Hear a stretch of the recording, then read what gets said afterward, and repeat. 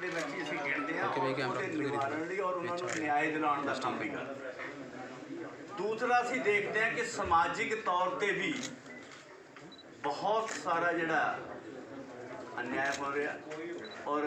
मेरी इस जिम्मेवारी तो संभालने तो पहला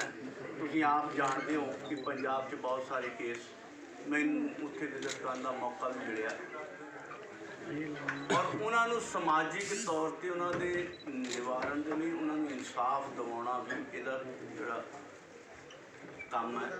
एक सरकारी तौर पर भी एक समाजिक तौर पर भी। तीसरा जिहड़ा इहदा रूप है न्याय दिलाउण दा वो सरकार दे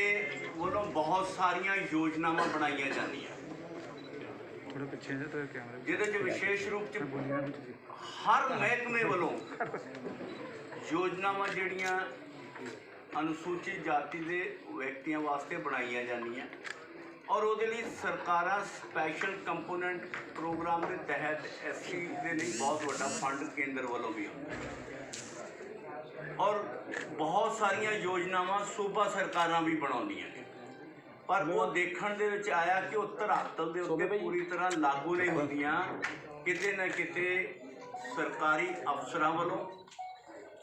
या कई बारी तो ऐसा भी हुंदा कि केंद्र वालों पैसा आउंदा है तो सूबा सरकारां जिहड़ा उहनूं किसी होर मद दे विच खर्च दिंदियां जिस मद लई पैसा आया हुंदा उस मद दे विच ना खर्च के दूसरे मदां दे विच पैसा खर्च दित्ता जांदा है। उस सरकारी योजनावां नूं भी क्रियान्वित करन दा काम और उहदी देख रेख उहदी किसी भी विभाग की जांच करन दा काम भी जिहड़ा आ ताकि उन्होंने जिस मकसद लई अनुसूचित जाति के लिए योजनावां बणियां उसका सही उपयोग होवे ये देखण दा भी काम होंदा है। चौथे रूप दे विच क्योंकि अत्याचार हुंदे और अत्याचार का निवारण करने लई उन्होंने इंसाफ दिवाउण दे लई जिथे असीं मुख्य भूमिका निभाउने आ उत्थे जिहड़ा असीं कमीशन का यह भी काम है कि वो समाजिक अदारियां नाल समय समय बैठे और जिहड़े व्यक्तिगत रूप च भी सरकारी संगठनों के रूप च भी और समाजिक संगठनों के नाल बैठ के जिहड़ा सानूं अनुभव आउंदे आ और जिन्हां तो असीं ये कह सकते हैं कि अगर उहदे विच कोई तब्दीली की जाए तो इस इहदे अत्याचार नूं जां डिस्क्रिमिनेशन नूं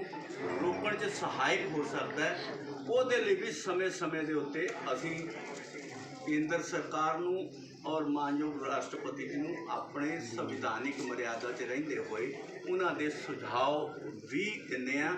ताकि सरकार उहदे ते पॉलिसी बना के अगे तो भविख दे विच अनुसूचित जाति के निवारण के लिए काम करे। ये मुख्य रूप दे विच जिहड़ी भूमिका और इन्हां दा सही काम होवे कि सही तरीके नाल कमीशन अपना काम करे यही साडी मुख्य जिहड़ी इस वेले इनू चुनौती कह लो इनू साडी प्रायोरिटी कह लो। सब तो पहला यही रहेगी कि कमीशन इन चारां दे उत्ते जल्द काम करे क्योंकि पिछले 7-8 महीनों तो एक कमीशन का पद जिहड़ा सी वो खाली सीगा और जिस करके बहुत सारा काम पेंडिंग पिया सी और इस करके सानू हुण इस दे लई जिहड़ी स्पीड अपनी तिगड़ी चौगनी करनी पैगी। सो उहदे लई जिथे समाजिक दी जथेबंदियां तो अनुसूचित जाति के नाल संबंध रखने वाली अनुसूचित जातियां जथेबंदियां भी सरकारी जथेबंदियां भी उन्हां नाल भी तालमेल बिठा के ताकि इन्हों असी सही तरीके नाल लागू करा सकीए और इंसाफ दवा सकीए ये साडी प्रायोरिटी। सो मैं मुख्य रूप च कमीशन का की रूप है क्योंकि मैं कल ही पद ग्रहण किया और पद ग्रहण तो बाद मैं सीधा तुहाडे दर्शनां लई आया इस करके हाले तक की जो जानकारी से मैं तुहानूं दित्ती और अगली बार नूं भी जदों आवांगा तो पंजाब दे नाल नाल पूरे देश दे विच की आंकड़े होणगे उहदे लई भी मैं समझ के पहला कमीशन नूं समझण नूं भी टाइम लगेगा और उहदे ते बाकी की असीं कार्रवाई कीती है तो की करांगे उहदे ते भी करांगे। सो अज दी जिहड़ा मुख्य रूप से साडी की भूमिका रहेगी और की प्रायोरिटी रहेगी ये मैं तुहानूं दस रहा। किसी के मन कोई होर सवाल है तो सर जिहड़ा साधु सिंह धर्मसोत ते एप्लीकेशन लगे हुए हैं उहदे बारे भी कुछ करना है कोई देखो मैं अपनी गल च बड़ा स्पष्ट किया है कि कोई भी सरकारी योजना, ਤੁਸੀਂ ਇੱਕ योजना ਦੀ ਗੱਲ ਕਰਾਂਗਾ, पूरे विस्तार योजना करती और कोई भी सरकारी योजना ਜਿਹਦਾ ਤੇ ਕਾਰਿਆन्वित ਨਹੀਂ ਹੁੰਦਾ ਉਹਦੇ 'ਚ ਉਹਦਾ ਸਹੀ क्रियान्वित कराउण ਦੇ ਵਿੱਚ कमीशन ਦੀ ਭੂਮਿਕਾ ਰਹੇ। ਤੇ ਇਹਦਾ मतलब बाकी सवाल ਤੁਹਾਡੇ ਸਾਰੇ ਉਹਦੇ ਵਿੱਚ ਸਾਂਪਲਾ ਜੀ ਇੱਕ ਦੱਸਣਾ ਜਿਹੜਾ ਮੇਜਰ ਪੰਜਾਬ 'ਚ ਇਸ਼ੂ ਚੱਲ ਰਿਹਾ ਕਿ ਜਿਹੜੇ ਦਲਿਤ ਸਟੂਡੈਂਟਸ ਉਹਨਾਂ ਦੀਆਂ ਡਿਗਰੀਆਂ ਗਿਰਵੀਆਂ ਡਿਗਰੀਆਂ ਦੇ ਨਹੀਂ ਰਹੇ, ਸਰਕਾਰ ਪੈਸਾ ਭੇਜ ਨਹੀਂ ਰਹੀ। They are on agitation from last 2 months, they are on roads, so you are going to take up that issue of Punjab. ਮੈਂ ਪਹਿਲਾਂ ਵੀ ਇਹ ਗੱਲ clear that is specific because of rules specific ਮੈਂ ਵਿਸਥਾਰ 'ਚ ਕੀਤੀ ਹੈ ਔਰ ਤੁਸੀਂ ਜਿਹੜੇ ਕਹਿ ਰਹੇ ਹੋ ਉਹ ਸਾਰਿਆਂ ਦੇ ਉੱਤੇ ਹੀ ਜਦੋਂ ਮੈਂ ਵਿਸਥਾਰ 'ਚ ਗੱਲ ਦੱਸੀ ਹੈ ਤੇ ਉਹ ਸਾਰੇ ਇਹ ਮੈਟਰ ਵੀ ਉਹਦੇ ਅੰਦਰ ਹੀ ਆਣਗੇ, ਇਹਦੇ ਉੱਤੇ ਵੀ ਕਾਰਵਾਈ ਕਰਾਂਗੇ। ਔਰ ਕਮਿਸ਼ਨ ਕਿਉਂਕਿ ਪੰਜਾਬ ਦੇ ਵਿੱਚ ਬਹੁਤ ਸਾਰੀਆਂ ਯੋਜਨਾਵਾਂ ਜਿਹੜੀਆਂ ਹਜੇ ਹਿਡਨ ਹੀ ਪਈਆਂ,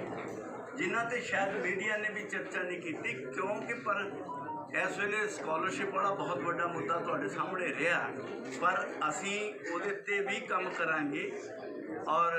ਜਿਹੜੀਆਂ ਤੁਸੀਂ ਡਿਗਰੀਆਂ ਦਾ ਧਿਆਨ 'ਚ ਲਿਆਂਦਾ ਹੈ, ਮੇਰੇ ਕੋਲ ਪਿਛਲੀ ਪ੍ਰੈਸ ਕਾਨਫਰੰਸ ਵਿੱਚ ਮੇਰੇ ਕੋਲ ਕੁਝ ਪੱਤਰਕਾਰਾਂ ਨੇ ਪਹਿਲਾਂ ਵੀ ਦਿੱਲੀ 'ਚ ਵੀ ਧਿਆਨ ਲਿਆਂਦਾ ਸੀਗਾ ਔਰ ਇੱਥੇ ਵੀ ਲਿਆਂਦਾ ਪਿਛਲੀ ਪ੍ਰੈਸ ਕਾਨਫਰੰਸ ਵੀ। ਸੋ ਮੈਂ ਇਹ ਤੁਹਾਨੂੰ ਯਕੀਨ ਦਿਵਾਂਗਾ ਕਿ ਇਹ ਵੀ ਸੁਨਿਸ਼ਚਿਤ ਹੋਵੇਗਾ ਕਿ ਕਿਸੇ ਵਿਦਿਆਰਥੀ ਦੀ ਡਿਗਰੀ ਕਿਸੇ ਦੇ ਕੋਲ ਪੈਂਡਿੰਗ ਰਹਿ ਹੀ ਨਹੀਂ ਸਕਦੀ। ਇਹ ਵੀ ਸੰਵਿਧਾਨਿਕ ਅਪਰਾਧ ਹੈ ਔਰ ਉਹਦੇ 'ਤੇ ਵੀ ਅਸੀਂ ਕਾਰਵਾਈ ਕਰਾਂਗੇ।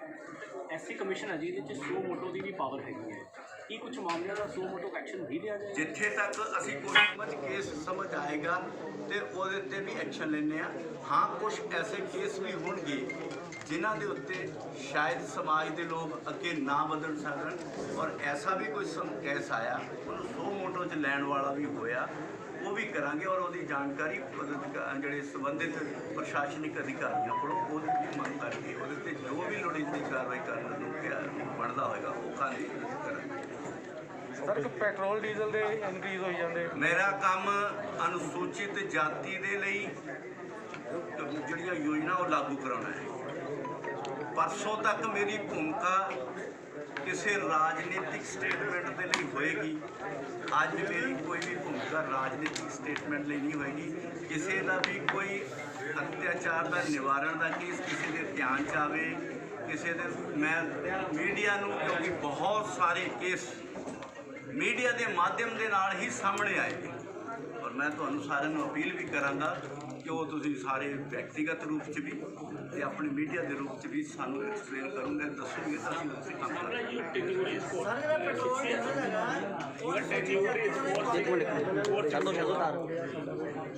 ਹਾਲੇ ਤੱਕ 3 ਈਅਰ ਸਾਂਪਲਾ ਜੀ ਪੈਟਰੋਲ ਡੀਜ਼ਲ ਤੇ ਅਨੁਸੂਚਿਤ ਜਾਤੀ ਵਾਲੇ ਵੀ ਆਉਂਦੇ ਆ। देखो, पेट्रोल डीजल जोड़ा वो पॉलिसी मैटर है। पॉलिसी मैटर से अलग चीज़ है, उन्होंने असी इस चीज़ नहीं जोड़ के देख सकते और कल का साह लेना भी एससी मैटर में हो सकता थोड़े हिसाब ना, वो अलग चीज़ है। सारे चाह की व्यवस्था इन्होंने की। पिछे बाहर चाह नहीं सारे